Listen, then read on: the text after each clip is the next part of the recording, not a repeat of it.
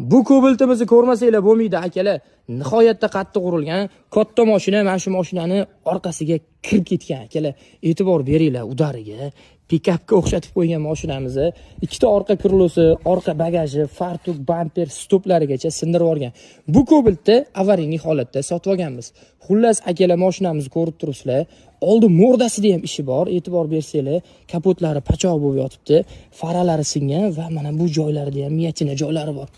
2025 hidi ketmagan bor-ku. 3901 kilometr. Nima deyapti akalar?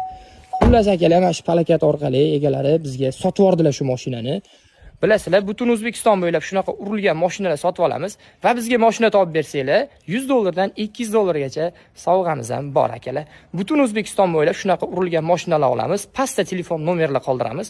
Bemalol bizga bog'lanib, avariyli mashinalarni zo'r narxlarda baraka qo'rishinglar mumkin.